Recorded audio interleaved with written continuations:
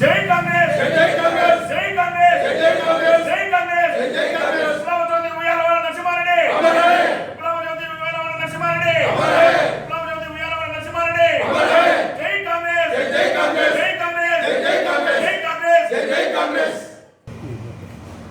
ఎవరి పేరు వింటే రక్తం ఉప్పొంగుతుందో ఉరకలు వేస్తుందో, ఎవరి పేరు వింటే వెంట్రుకలు రోమాలు నిక్కబరుచుకుంటాయో అటువంటి విప్లవ వీరకిశోరుడు రేనాటి వీరుడు స్వర్గీయ ఉయ్యాలవాడ నరసింహారెడ్డి గారి 219వ జయంతి. భారతదేశంలోనే తొలి స్వాతంత్ర సమర యోధుడు.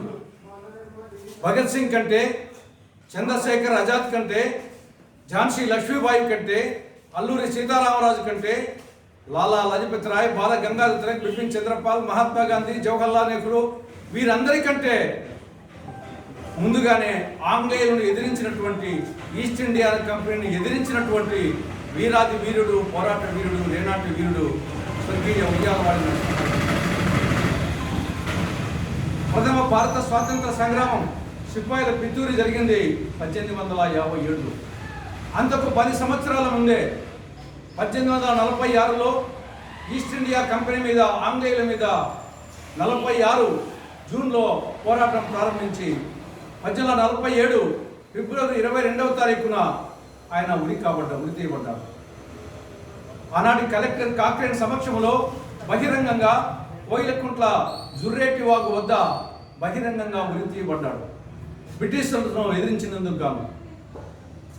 బ్రిటిషర్స్కు, ఆంగ్లేయులకు ఆయన ఎంత సింహస్వప్నం అంటే, ఆయన ఉరి తీసిన తర్వాత కూడా ఆయన తలను కోయిలకుంట్ల కోట గుమ్మం మీద 30 సంవత్సరాల పాటు వేలాడదీశారు.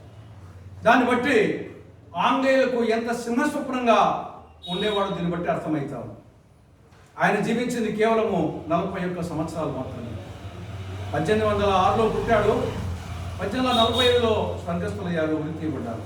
కేవలం జీవించింది 41 సంవత్సరాలు మాత్రమే. ఎన్నాళ్ళు జీవించామన్నది కాదు, జీవించిన కాలంలో ఏమి చేశాము, ఎలా బతికాము, ఎలా జీవించాము అనేది ముఖ్యం. అది ఉయ్యాలవాడ నరసింహారెడ్డి చరిత్ర నుండి మనం తెలుసుకోవాల్సిన విషయం.